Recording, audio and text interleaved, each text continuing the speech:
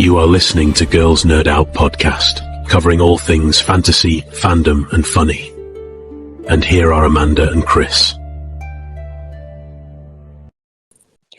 Hey everyone, it's me, Amanda, and I'm here with my Chris. Greetings and salutations to you from me and all my people. This is a special episode. There have been leaks for House of the Dragon Season 3.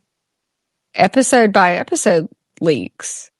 Well, before you get started on that, I just want to go ahead and say, whatever the leaks are, they're probably true. Because so far, like, anytime we've had major leaks about this show, it always turns out to be true. Mm-hmm. And like, unless people have learned by now that all you have to do is just say this is a leak and make it as dumb and as weird as possible, and people believe it because, like, that's what the show turns into. Mm-hmm. It could be that, but I'm betting that they're real, whatever they are. Well, just to give it a bit more weight, I dug up multiple pictures that were taken while they were filming, and I lined every picture I found. I lined up to these leaks, every single one. So, yeah, this is real. We hear a lot about Valyrian steel weapons. We don't hear a lot about Valyrian steel armor, but it felt like that was something that Aegon the Conqueror would have had from his time in Old Valyria. Okay, episode 1. Rhaenyra, Hugh, Adam, and Ulf arrive at Harrenhal. Daemon greets them and shares intelligence on Rook's Rest. Nearby, Alice Rivers approaches Hugh and Ulf with a cryptic prophecy for Hugh. The hammer will overthrow the dragon. Meanwhile, Adam encounters a mystic green man from the Isle of Faces.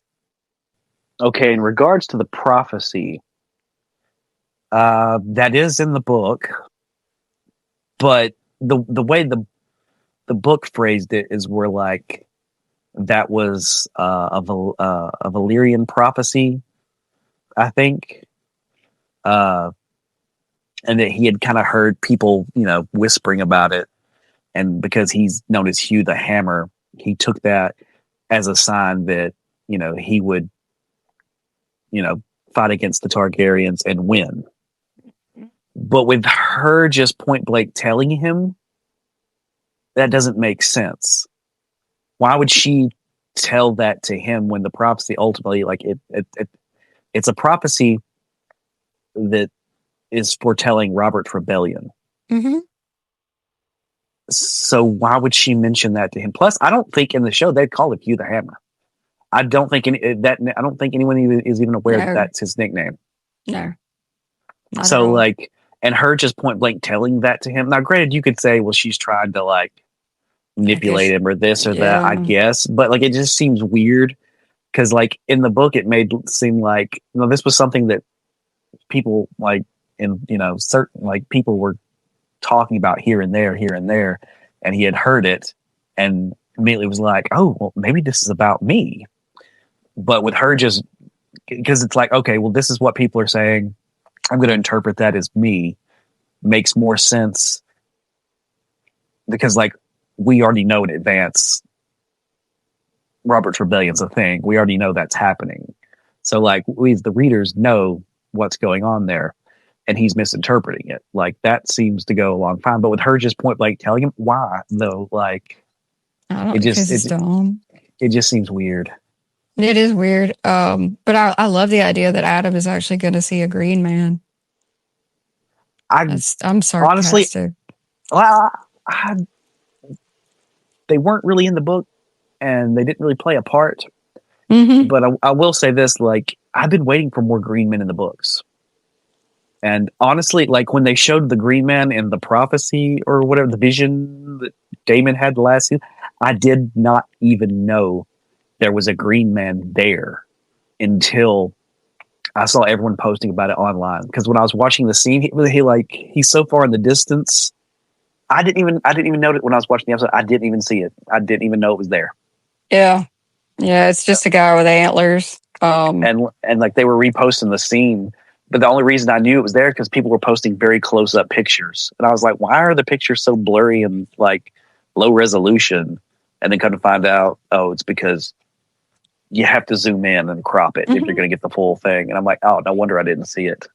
Obviously. And then they showed the behind the scenes stuff on the Green Man or whatever, and they put like a lot of effort into it. Like it looked really good. Only for it to be that far away. Meanwhile, the White Walker we got full focus on looked like they bought like one of the masks from Walmart of a generic White Walker. Like it looked horrible. Yeah, and like they didn't even include the Night King. Like if he's supposed to be the big threat, you'd think they would focus on showing like the Night King like walking with like the army of the dead behind him or something. Mm-mm. And they didn't even do that. They just picked random generic White Walker number 3. Yeah, because remember we started calling him the Night Commander and making fun of it because it was ridiculous. It's just going to be a guy crouched down with antlers. So there's that.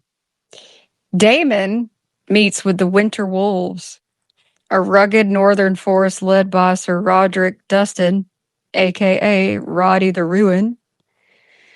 In the Crown Lands, Lord Wallace Mouton retakes Rook's Rest. During the skirmish, King Aegon II and Larys Strong are captured while searching for the Dragon Sunfire. In the Vale, Rhaena wanders the wilderness, finally discovering and bonding with the wild dragon Sheep Stealer. Okay.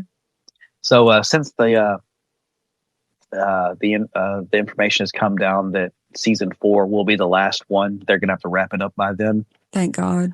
I guess we can kiss goodbye that promise where he's like, "Well, you don't know. She might. We could introduce her. Yeah, we could introduce Nettles. We got Nettles in it, a Knight of the Seven Kingdoms. It's like, well, I mean, if you only got one season left, I guess we can already people were right to complain that you didn't include her, and now you don't have time to." He doesn't care. I read a post after these leaks came out, said something about reshoots, and I just laughed. Well, speaking of reshoots, but how much of that is them having to fix things because they realize we got to wrap some of this up because we only get one season after this? How much of it is that, and how much of it is more along the lines of stuff they just legitimately messed up, like they had multiple like instances of like the coffee cup scene? Because when they're doing reshoots, like you'd think that you want to be generous and think, oh well, that's because they found out they've only got one season left, so they're gonna have to hurry up and add a few little tidbits here and there so that it all makes sense. But realistically, it's probably like how much of that is afterwards they go back and the microphone was in shot, or other random details that are like really horrible that they should have got the first time. How much of it is that?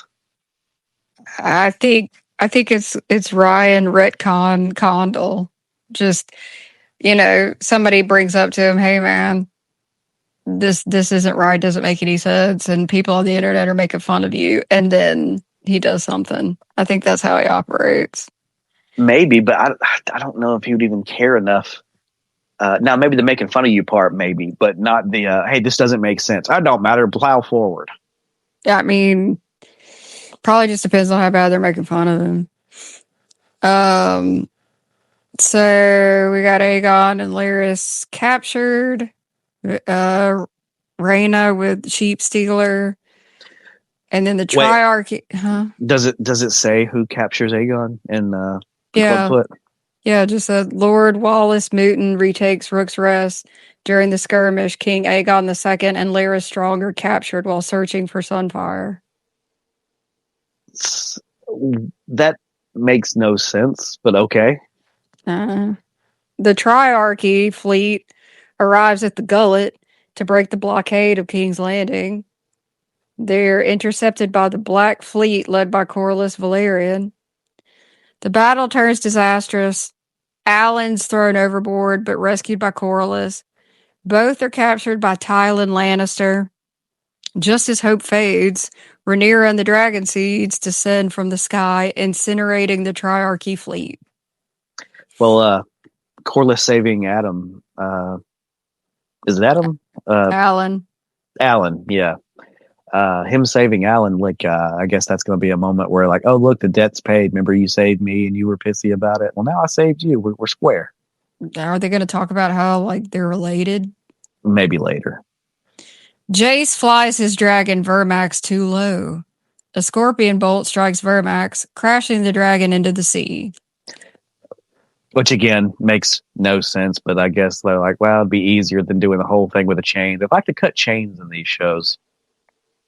I hate that they pulled out a scorpion. Like, a scorpion is not a common thing, man. Like, it happens one time that I know of. I mean, yes, they shot scorpions in Dorne, but, like, there's one story of a lucky shot of one dragon, and then like they hit it in the eye. Yes, which means you have to imagine all the other ones that were direct hits that did nothing, and that one only did anything because it got hit in the eye. Like, and that's not a thing that dragons typically have. Maybe a young dragon would have to worry about that, but like the older they get, like the harder their scales are.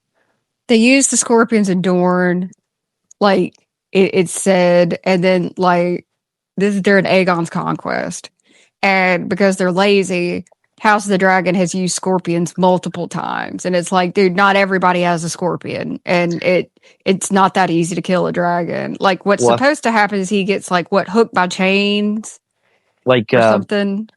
I don't like they launched like a chain with a hook on it or something. Yeah, like they were trying to hook the dragon, and it missed what they were trying to do, but it like latched onto one of the scales. Yeah. And as the dragon flew by, it dug the hook in deeper, and then it just ripped it down its side. And that in and of itself wouldn't have been enough to like really do any damage to the dragon, but it hurt to the point where, you know, like it fell into the sea, and like, you know, that's where the damage comes from, because, you know, they're not made to swim. If it had landed on, well, depending on like if it was able to stabilize itself toward the last minute, like it probably would have been less of a fatal attack if it had it, you know, if there had been land under it instead. Now if it was too preoccupied from the pain and just crashed full force, yeah, that probably would have done some damage. But like there was a chance like it could have righted itself and had a less damaging landing, and it probably would have been fine afterwards. But because this one went straight into the sea, like it was over for it. Which is very sad. And yet another one of Rhaenyra's children with a young dragon, never been in battle, dies. I do believe they described this scene as he soaked up more arrows than seawater. Yeah, he's covered in arrows. But there's hope though. This is great for me. In a rage, Alan used a jagged piece of oak to kill the Triarchy captain Shirako Lohar, earning the name Oaken Fist. I can't stand that character, and I am so happy to see them die. Yes. I don't even know who that is. That's the one Tywin Lannister mud wrestles. Mud wrestles? Yes. Okay. That dumb shit. And it's like, you're gonna impregnate my wives. Because apparently she pretends to be a dude pirate and has all these wives, and then like picks a guy and he gets them all pregnant. That's an annoying ass character, man. That whole thing. Season 2 was so boring, and then y'all waste that time with mud wrestling. It was such a joke. Because the thing is, for me, it's been a while since I've read Fire and Blood, but I read it multiple times. But the last several times I've read it, I purposely skipped the Dance with Dragons section because I knew the show was coming out, and I didn't want, you know, I wanted to be at least somewhat. I mean, I already knew all the high notes. I know, like, this is how it starts. This is some stuff that happens in the middle, and this is how it ends. But I couldn't remember all the little details and all the little minor characters. So, like, I purposely have not gone back and read a lot of that. Of course, now I don't care, but I haven't picked up Fire and Blood in a while. So, like, I haven't had a chance to go back. But was that something that was in the book? Because I don't recall. Because everything about this show is weird. Like, Lohar is merged with Recalio Rendoon, whoever the hell that is. And the character's sex has been changed to female, though she personally identifies as a woman. Her society genders her as a man because of her leadership role. But what was the name again? Recalio Rendoon. That sounds like a Star Wars character. Yeah, it does. That is an unattractive person. Recalio Rendoon was a devious Tyroshi captain general who declared himself king of the Narrow Sea. He's remembered in the Free Cities through 2 scholarly studies and numerous poems, romances, and songs. I don't know. I don't know. It's House of the Dragon. So that character is dead, and I'll be glad for that. Adam arrives on Sea Smoke and rescues Alan and Corlys. Thailand is lost at sea, floating away on debris like in Titanic. Rhaenyra receives word that her younger sons are safe in Pentos, but Rhaena is missing. In King's Landing, Prince Regent Aemond is pleased the blockade is broken, indifferent to the cost. Alicent Hightower mourns Jace's death. Sir Criston Cole and Gwaine Hightower petition Aemon to reinforce the Green Army and march on Harrenhal. That's episode 1. Of course, Alicent's going to mourn Jace. Of course. That makes no sense, but the storytelling always sat with us as the writers. I have a wonderful team, and Sarah Hess and I co-wrote the show together. Episode 2. We survey the aftermath of the Battle of Honeywine. We are introduced to Ormond Hightower and Prince Daeron Targaryen, who has turned the tide for the Greens.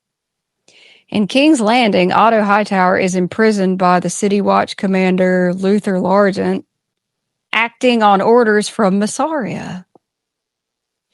In the Vale, Adam and Rhaenyra patrol the mountains and discover Rhaena, half burned but alive and commanding sheep stealer.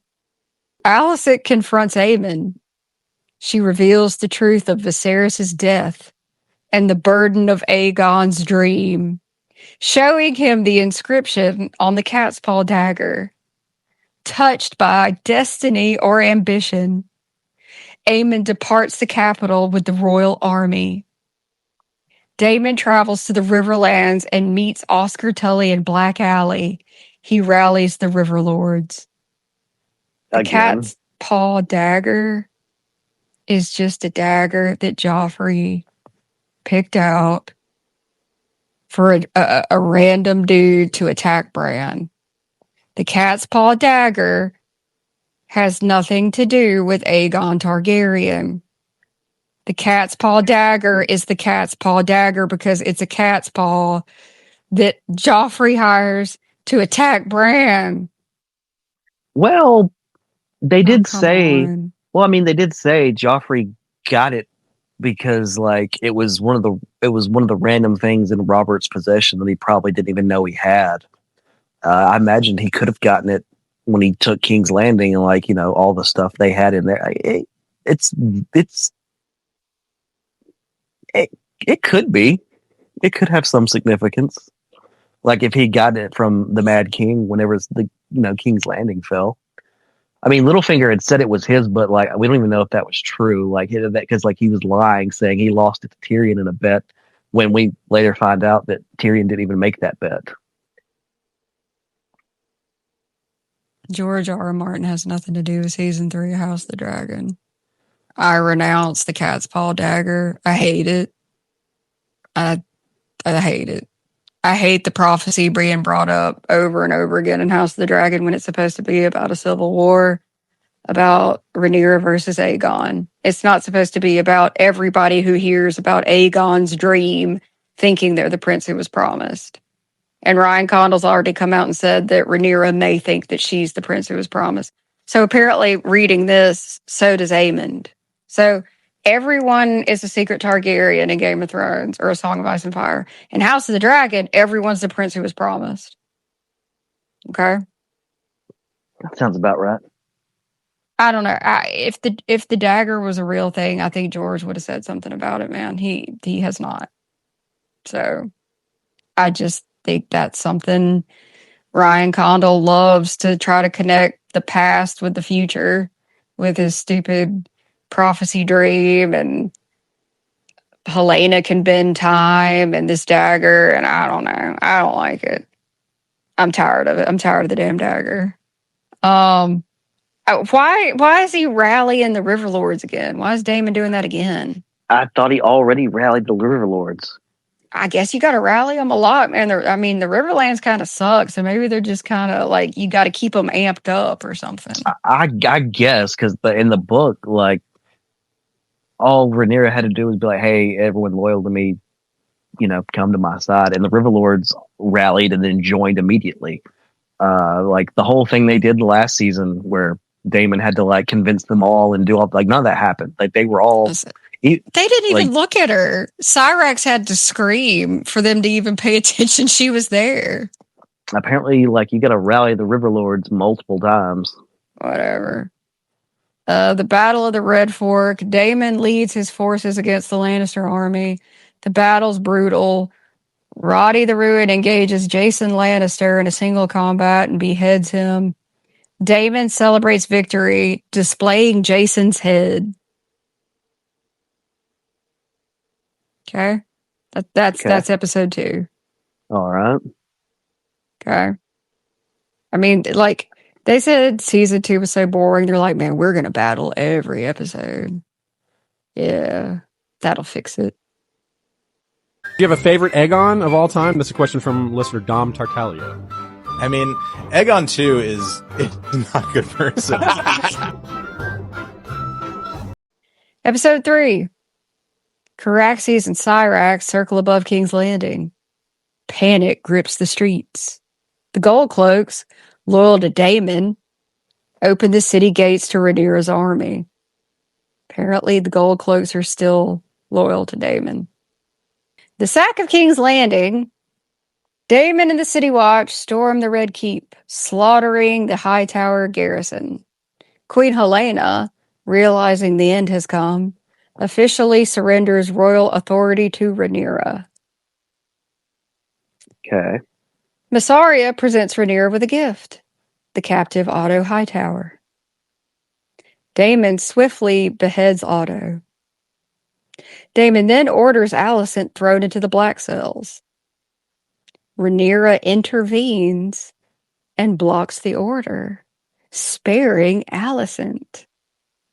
Daemon and Mysaria are visibly disgusted by this mercy.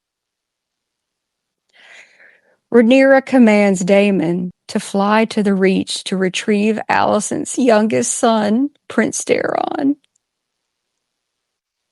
Rhaenyra knights Alan. Corlys publicly acknowledges Alan as his bastard son. Rhaenyra legitimizes him as Sir Alan Valerian and names him heir to Driftmark and Lord of the Tides. Okay, that was going to be my next question. Couldn't she have legitimized him? But okay, they did that. Mm-hmm. That's episode 3. So the biggest thing there is that Rhaenyra spares Alicent. Daemon and Mysaria are like, and they used to bang. They used to bang. They're visibly disgusted by this mercy. And Rhaenyra tells Daemon, you better go get her kid. Because we worship this red-haired green beauty. I know we're supposed to be a couple, Daemon, but you get the hell out of here and go get her kid. Fuck you, Mysaria. I know we made out, but it didn't mean anything. Rhaenyra's entire existence, now that the crown has been put on her head, is trying to sublimate her more kind of punk rock and rebellious instincts. Episode 4. The Scissor Sisters. I'm just kidding. Oh, look. I've seen so many scissor jokes that like I can't anymore. Yeah. Oh, God. Aemon arrives at Harrenhal to find it abandoned. I'm so glad we're back at Harrenhal. I know, it's my favorite place. Yeah. News reaches him that King's Landing has fallen. He attempts to march back immediately, but Criston Cole convinces him it's a trap. Aemon vents his rage by executing Lord Strong and his family. Then he encounters the mysterious Alice Rivers. It sucks for Lord Strong. I did like him. He was the one thing I liked out of season 2. Yeah, I liked him too. Man. The thing with Alice Rivers that I don't know how they're going to handle it.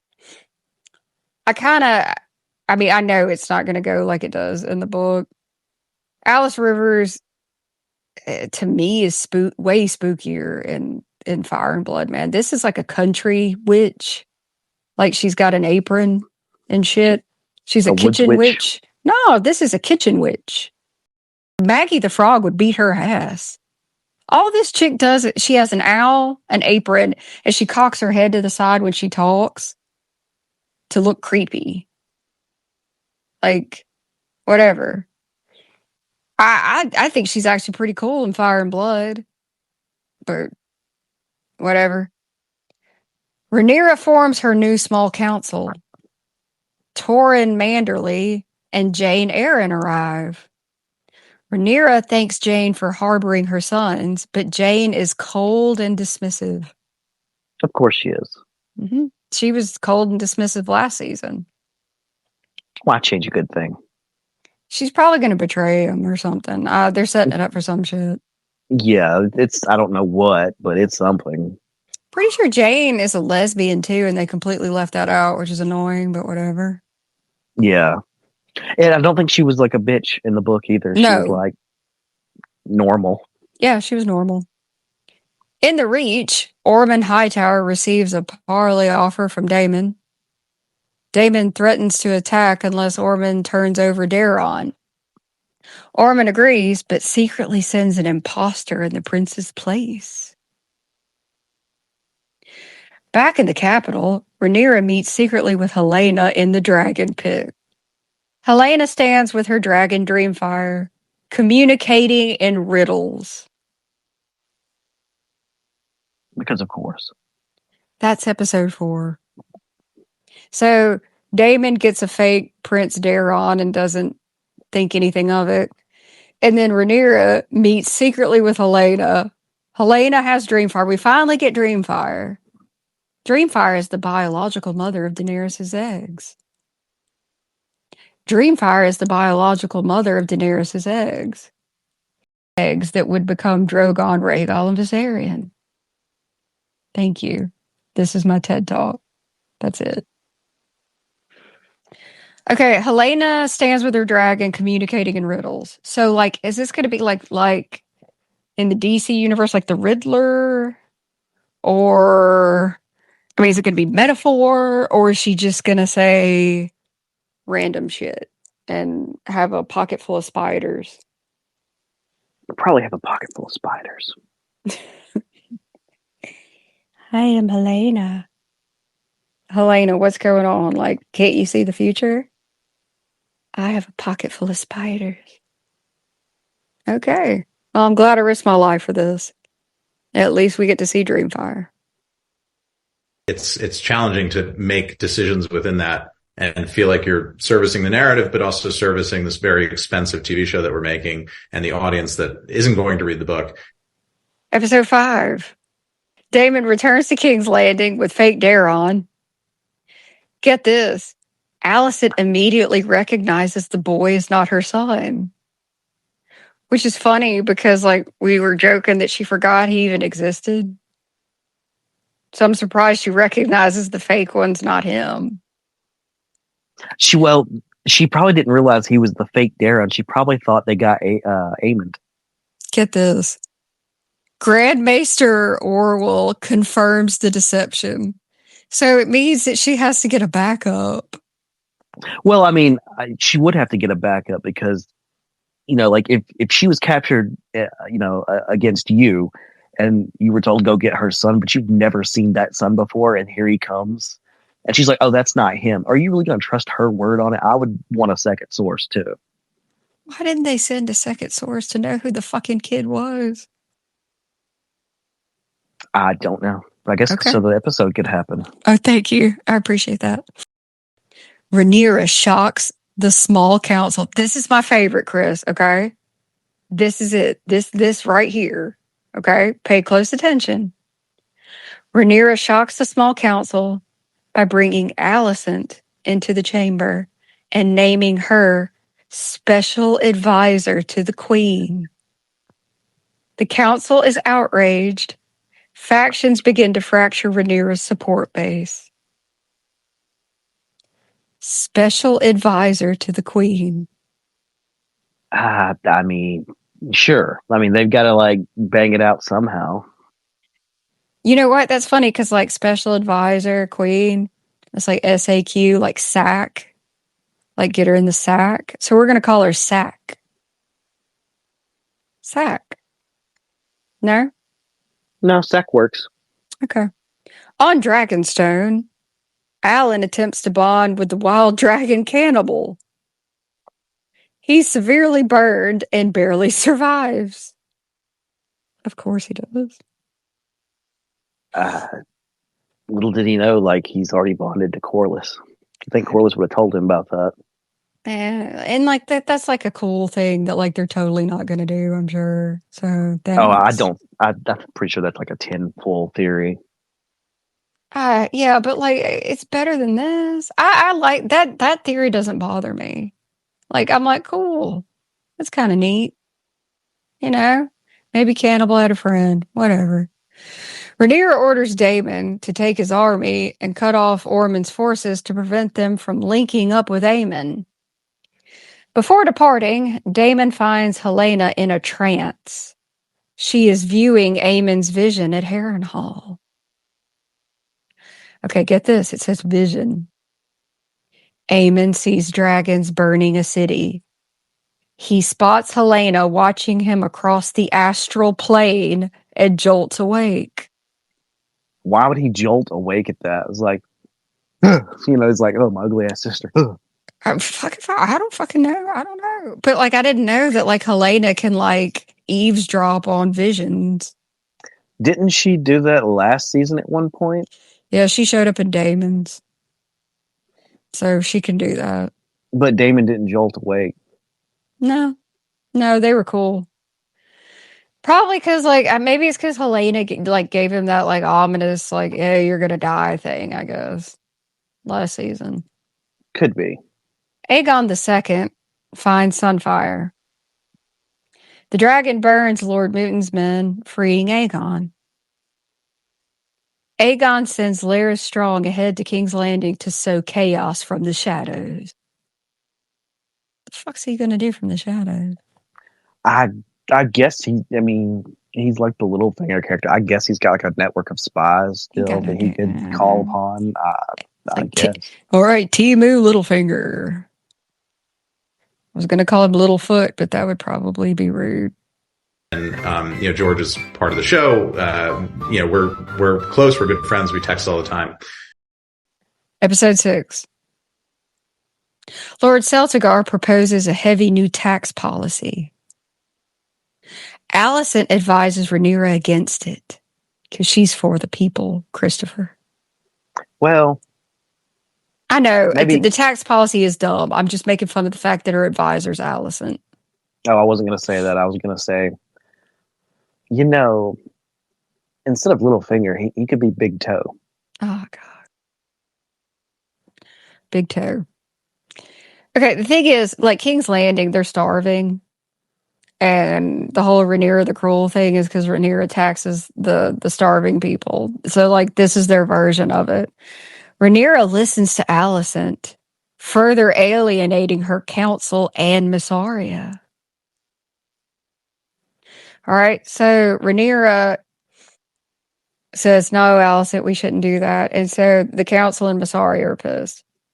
Aemon orders Criston Cole to march south and rendezvous with Ormond's army in the Riverlands because we don't spend nearly enough time there. The Riverlands are the place to be. The Butcher's Ball. Criston Cole and Gwaine Hightower spot Daemon's army lying in wait. Criston rides out to parley under a banner of truce. There is no parley. Kristen is struck by 20 arrows instantly. Gwaine attempts to flee but is captured. The Green Army is decimated by the Winter Wolves and the River Lords. So, Kristen dies. So we don't get the Kingmaker line? Mm-mm. Doesn't sound like it. Hell no. Why would we get that? Mm-mm. He's supposed to be beheaded, guys. And hell, I thought there was a leaked image that looked like it was. No, that was somebody else. I guess he just gets arrows. You know what he probably does though? What? As he's dying, he probably like sniffs Alicent's like handkerchief and goes, "My beacon." Yeah, there you go. My beacon. This whole thing is one of those books at Walmart with like the guy with no shirt on the cover, and it's called like Magic of Throne of Dragon. Yeah, it's something of something of something. It is. It's Glass of Dragon of Sword of Dragon. Glass of Sword of Dragon of Cup of Thorns. Two. This time it's personal. You know how much fun I have with you. Like Thorn of Dragon of Eye of Throne of Cup. A cup of glass and wine. By James R.R.R. No, Jane. Morton. Jane R.R.R. Morton. We had established something. We found a bunch of things that were working, and we were able to approach season 2 with confidence behind us that we knew, we knew what we were doing. All right. Episode 7. Aemon, enraged by Cole's death. I didn't even think he liked him that much. Whatever. He begins torching the Riverlands with Vhagar. It's the principle of the thing. Yeah. The unpopular tax policy is enacted behind Rhaenyra's back by the council. Rhaenyra breaks down in tears because that doesn't happen near enough. I hope it's a close-up. I really do. I need more. According to the trailer, like there's going to be a lot of those. Like I told you make fun of The Handmaid's Tale because they do so many close-up of the main character's face. Like House of the Dragon is like, hold my cup of thorns of dragon. I mean, they focus on Rhaenyra looking sad or despondent or a couple times angry over and over and over. All right, get this. Alicent consoles her. In a moment of vulnerability, Rhaenyra and Alicent kiss. I thought you were going to say scissor. Rhaenyra and Alicent scissor. Mysaria witnesses the intimacy from the shadows. So that's the whole reason they had Rhaenyra and Mysaria make out last season, is just so Mysaria would get mad when they make out, when Rhaenyra and Alicent make out. When you could have accomplished the same thing with her being like, oh, she was the enemy and now she's getting more political power than me, blah, blah, blah. Like it could have easily just been that, but they don't know how to write that. They're like, no, it has to be sex involved and jealousy and scissoring. Yeah, because this is Orange is the New Team Black. Sarah Hess, Orange is the New Black. This is it. This is Orange is the New Team Black, Team Green, whatever. I mean, that's what this is about. I mean, like literally Rhaenyra despised Alicent in Fire and Blood. They're not the same age. They hated each other, but no, it's fine. Ormond's army takes refuge in Tumbleton. Daemon learns of this and marches his host to surround the city. Outside Tumbleton, Daemon savagely beats the captive Gwaine Hightower in full view of Ormond's walls. He displays Kristen Cole's severed head on a spear. No, not in front of my walls. Right. And the walls were very sad. Corlys Valerian advises caution and patience. Daemon ignores him and orders the sack of Tumbleton. That's episode 7. Corlys is like, maybe you shouldn't do that. And Daemon's like, I'm Daemon Targaryen. And then he Daemon Targaryen all over the place. All over Tumbleton. All over it. He tumbled that ton. He sure did. That town got tumbled. It did, and I'm glad he's tumbling that town because his wife is tumbling Alicent. A lot of squishy scissor noises. Bad there's not squishers. I wish the squishers would show up and just kill everyone. I think I'd rather see squishers than green men. Agree. We hear a lot about Valyrian steel weapons. We don't hear a lot about Valyrian steel armor. But it felt like that was something that Aegon the Conqueror would have had from his time in Old Valyria. Episode 8. The season finale. Tywin Lannister washes ashore in Pentos, barely alive. There's that's one of the pictures I found. It's Tywin like on a piece of wood. And that's a picture from like months ago when they were filming. That's why this is real. These are real leaks. All right. So he discovers Rhaenyra's sons, Aegon and Viserys, are hiding there. He washes ashore in Pentos, barely alive, but discovers Rhaenyra's sons are hiding there in Pentos. Because, Pentos is only about the size of one of those islands in like a Bugs Bunny cartoon. I was about to say, like, weren't they in Westeros when they had the battle and he drifted? I mean, granted, it's a narrow sea, but ultimately it's not that narrow. It ain't that damn narrow. But he's in Pentos, and obviously he discovers her sons because Pentos is so small. That would make more sense if, like, one of the fleeing ships from the battle, like, found him, pulled him out, and then sailed to Pentos immediately after. No, it's okay. I'll show you the picture. He just drifts the whole way there. He drifts. He's just like Rose in Titanic. It's the same thing. Yeah. I mean, he even has the whistle. I mean, that happened to Makoro in the books, but like everyone's like, how did he survive like that many days at sea with like nothing to eat or drink? Of course, it's probably because like he's a fire wight and like doesn't require food. He also knew that was going to happen. Yeah. I don't see a normal person surviving that long. And then happening upon Rhaenyra's kids? So the story could happen. In King's Landing, Mysaria joins forces with Larys Strong. Larys instigates riots among the small folk, using the new taxes as a pretext. Okay. Sure.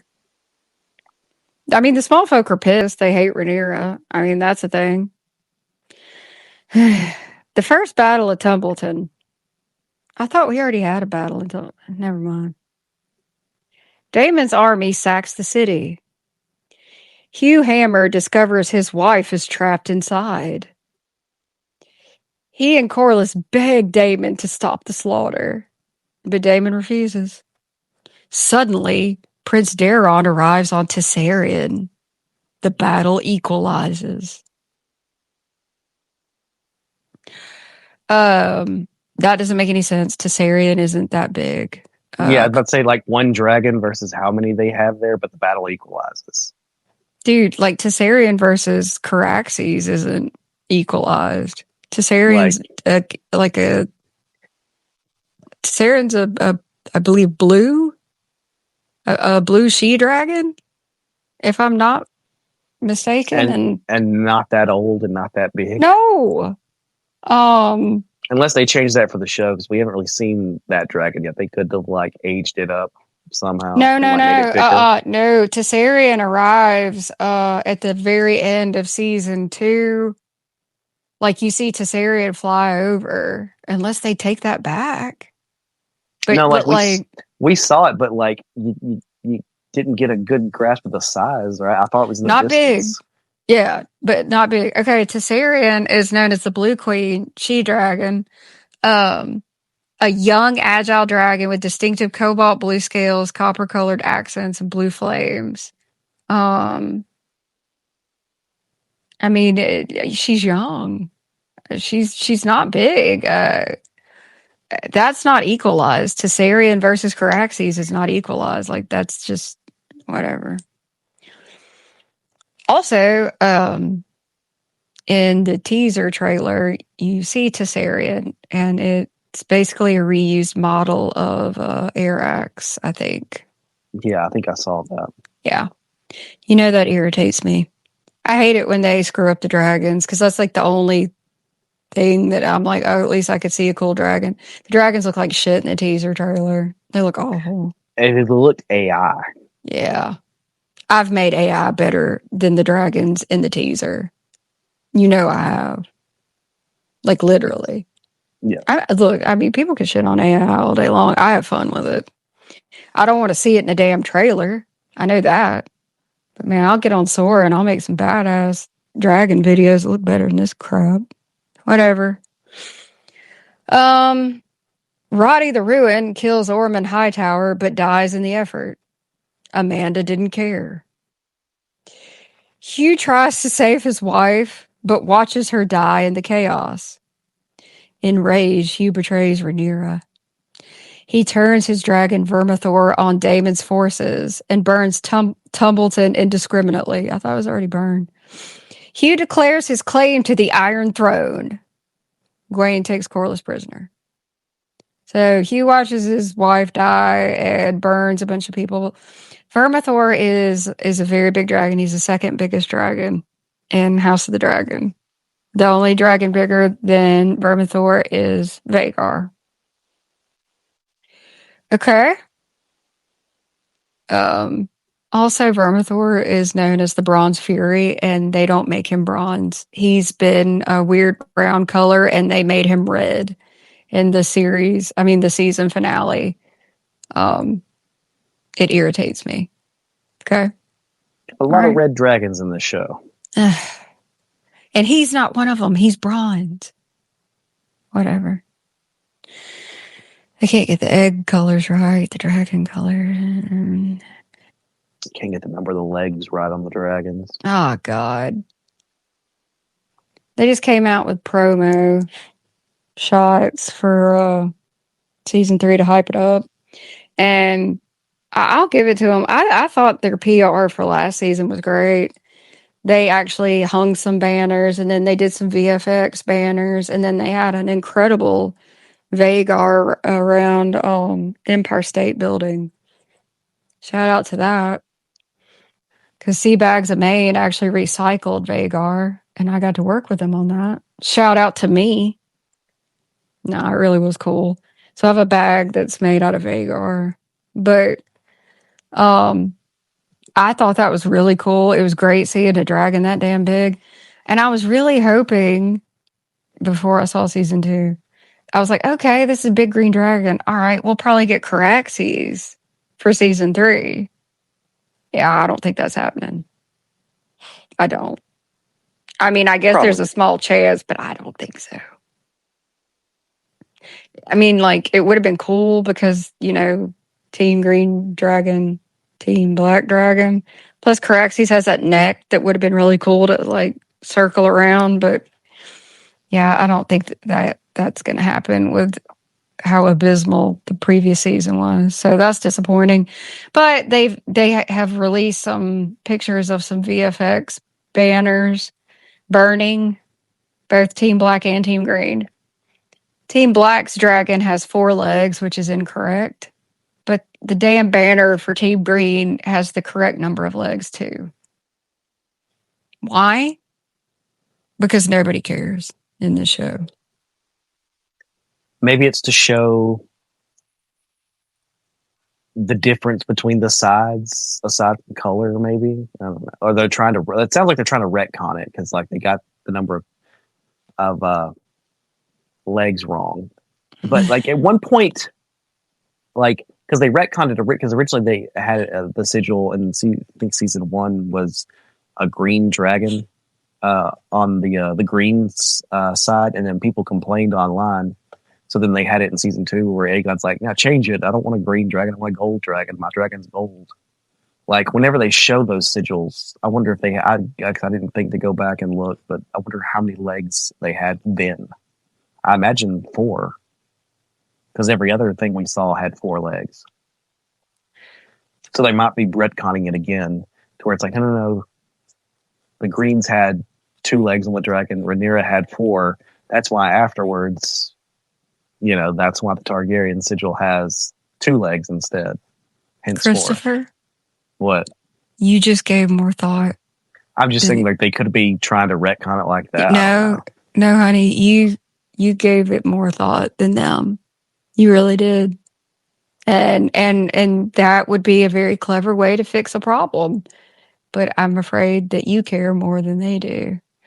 I just think they don't care at all. But, I mean, to keep any of the dragons with 4 legs after it's irritated George is just rude, but like they don't care at all. So the dragon has 3 heads, but the dragon has 2 legs.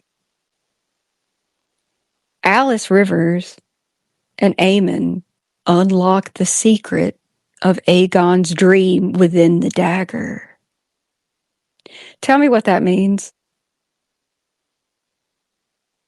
Because to me, is giving like the Da Vinci Code, and like they're gonna like press a button, and then like there's gonna be a recording. It's like, I am Aegon the Conqueror.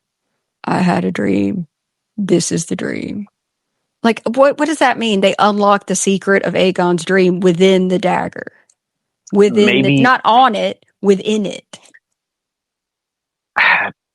Maybe they were like, because I don't know, like, it could just be like, hey, hold it up the fire. Oh, look, what does that say? Like, it'll probably just be that. Either that or they like unscrew the fucking handle and there's like a secret pamphlet inside. And it's like a diary entry. If you're reading this, that means I am dead. So wait a minute. This is not, so it's not before Conquest or after Conquest. This is during Conquest. So this would be like in the year, whatever, DC. Yeah, like it still has like BC, before Conquest. No, it's DC. It's during Conquest. He's going to change it. It's going to say DC. DC. During Conquest. My name is Aegon Targaryen. If you were reading this, I was not the prince who was promised.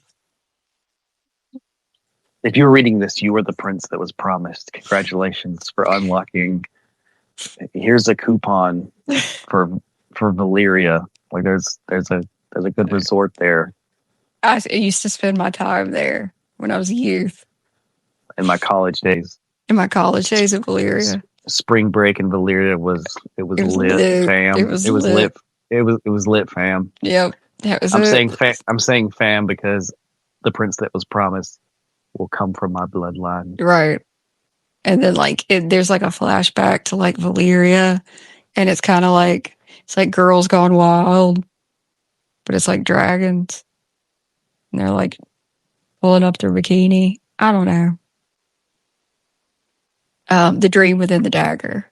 Okay. It's fine. They're out there drinking like house martinis. The throne of the glass of the dream of the dagger. Of the dream of the dagger. A dream of daggers and scissors. Okay, so here's a touching moment. Daemon retreats to the Vale where he is found by his daughter Rhaena. Okay. He's probably like, what the fuck happened to you? Wait, why does he retreat to the Vale? Because old boy's got Vermithor torching Daemon's people. Yeah, but like, wouldn't he go to King's Landing or no? Mm-mm.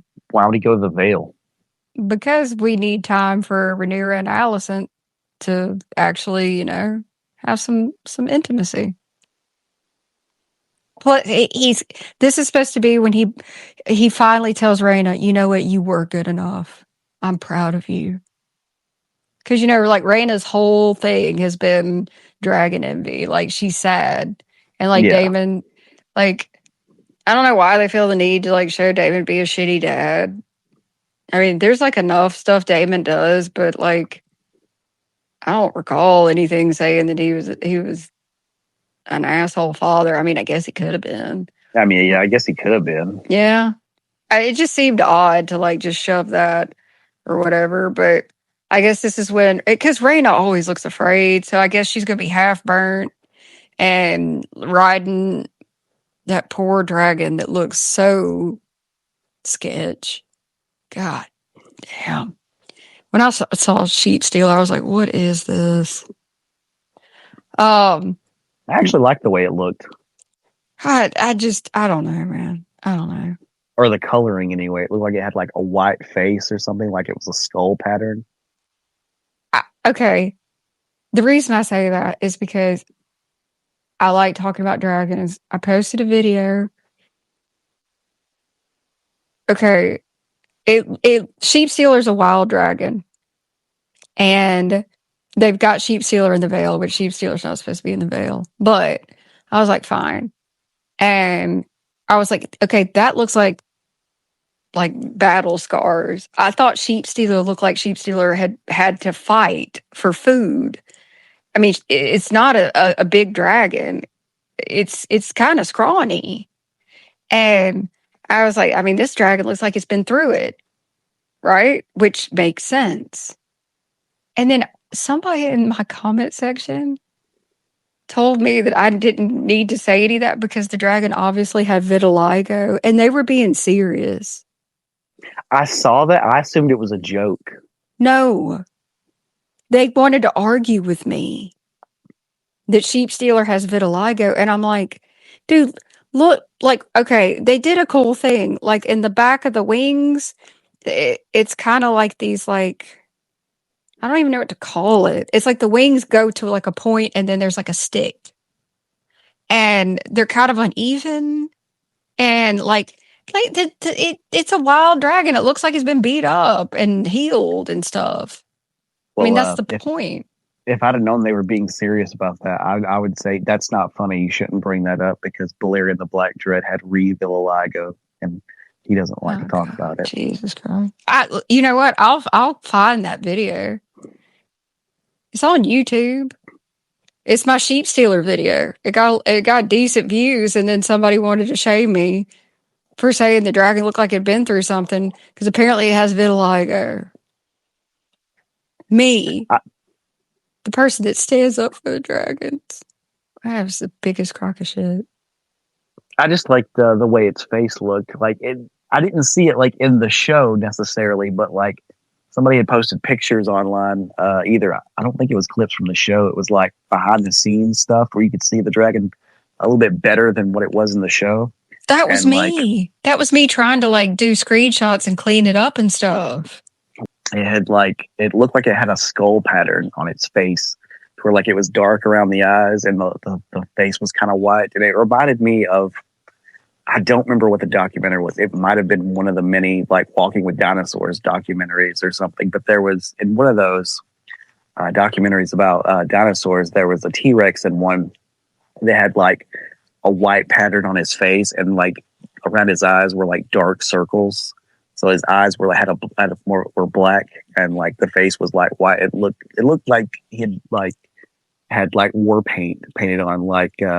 Or sometimes they'd paint their face look like a skull. It kind of looked like that, and it reminded me of that. And I thought it was really cool looking, so I liked that part of it. If I'm thinking of if it's Sheep Stealer that was the one painted up like that, it is. Like I was actually like kind of like saying like okay, like I can the Vale doesn't have a lot of food, so you got this scrawny dragon like trying to like eat, like it hisses at her. I mean. No, I was fine till I got dragon shamed. Like, damn. In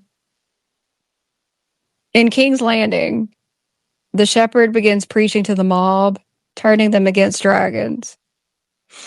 Adam returns with the news of Hugh's betrayal. Rhaenyra, paranoid, orders Adam to the black cells. Adam escapes before arrest, aided by Alan and Helena. Helena prophesies that Adam will be the hero of the second Battle of Tumbleton. Mysaria and Larys watch them plotting their next move. That's it. That's it. And that's how it ends. Mm-hmm. Yeah. That was less of a season finale and more of a finale without any season. Oh God, very nice. Very nice, Christopher. Very nice. All right. Ladies and gentlemen, this was amusing. If you're a fan of House of the Dragon, I'm sorry. I'm sorry for your loss. I'm sorry for your loss. In case you didn't know this, we don't have to hide our disdain. Ryan Condal, like it's known, like Ryan Condal was horrible to George R. R. Martin. And like the rumor that's probably true that was in the interview, allegedly, George was like, this is not my story. And he was done because he was tired of getting treated poorly. So we're just going to roast this, pun intended. But yeah, we'll cover it on the podcast. Just expect to be amused because we're going to be amusing about it because this is obviously a love story. It's a love story. It's a love story. It's it's lovers to enemy, friends to enemies to lovers. Yes. On the throne of the cup of glass of the dragon dagger. Of the prophecy. Of the prophecy. As the wings turn. As the wings turn. Yeah. All right. So this was very entertaining. And we'll catch you on the next one. Say bye, Chris. Bye, Chris. Hey, it's Amanda here. Thank you for listening to my podcast. And if you don't mind, go on over to YouTube and Instagram and follow the podcast there. And that way you'll get alerted the next time an episode drops. Hope you enjoyed it, and we'll see you next time. Thanks for listening to Girls Nerd Out Podcast. Now no one can say you know nothing.